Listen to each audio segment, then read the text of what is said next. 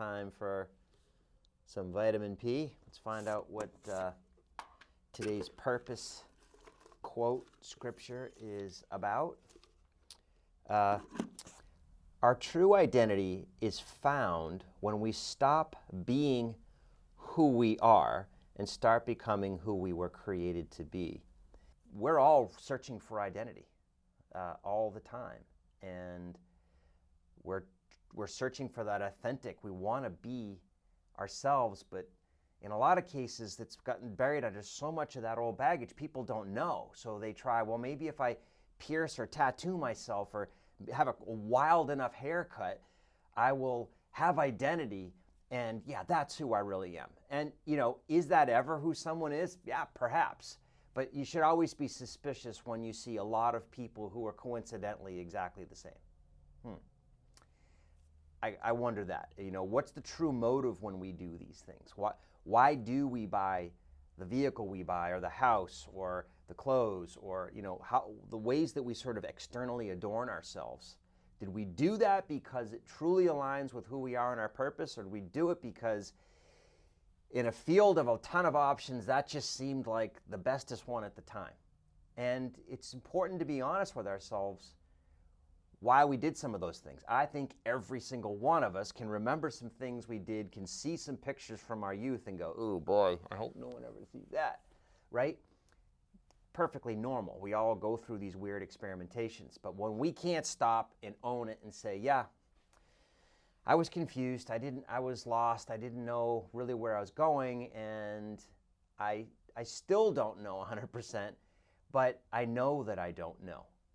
What can be funny about the overconfidence of youth is they don't know where they're going, but they aren't willing to admit it, or they think or even worse, they think they know where they're going.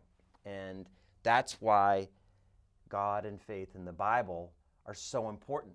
God's game is all about a lifetime of hunting for your purpose. That is, looking for getting more and more in tune with the real you and giving it in better and better ways to more and more people. That's the game. Essentially, that's the game. All of those feelings and experiences we think we want, the magazine covers, the TV stuff, all of the stuff you see in social media that you think other people have, these super successful, famous people or whoever, it's really a feeling. And that feeling comes from really nailing who we are. And you know what? For whatever reason, some people sort of find that groove at a really young age and seem to be completely sure of themselves and confident, and don't be so sure what's going on inside of their brains. You don't ever really know that. And some of us take longer, right? It doesn't matter. The point is, are you on the path, right? There's a time when I was a really competitive triathlete, and I was fortunate enough to be able to finish at the front of the race. And I always marveled at the people that would finish, literally walking across the finish line hours later after I'd already packed up my truck, put away my bike, had something to eat, stretched, changed clothes. And I just thought, man, they're tougher than I am. Because this is relatively easy for me, it was hard, but for me it wasn't, oh my gosh, I'm going to do a triathlon today, I wonder if I can finish this. My hard was trying to win. Their hard was, can I actually swim, bike, and run and get across? And to do that knowing you're going to be, last or slow or take hours more than everybody else, after the party's, these people are showing up basically after the party's over, right? The bulk of the field is already in, and they're kind of like, except for the people that love them and are there watching, are mostly being forgotten. And I would love to kind of walk out on the course and go back a mile or two and cheer those folks on, because they're on the path, right? It's not about whether, it looks like we're winning against other people, because the amazing thing about this race is it's not against anyone.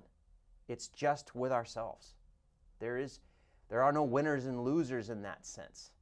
But our society makes it that way because from a very young age in school, we say, You lost, you got a D or a C or an F, and this one got an A+. This is the highest grade, that was the lowest grade. You weren't the highest grade, you lose. Or you're middle of the pack, or you're down in the pack, whatever. And, you know, we all try a variety of things through our lives, and you can't be the best at everything, and that's perfectly fine. But when you have 12, 16, maybe more years experience of, you know, you're average, you're below average, you're below average, you're below average, that's not good. That's not good mental talk. And what if sports weren't your thing? And what if some of the other sort of main things at school weren't your thing? Then, and you just didn't find it yet, it takes a lot of inner fortitude and courage to get through that whole period of your life and maintain a sense of hope and strength. It's possible for sure, but it's hard. Let's just acknowledge that it's hard. And that's why I'm here, because I get that. I've been through it. I'm still going through it. I think like I said, it's a lifelong process.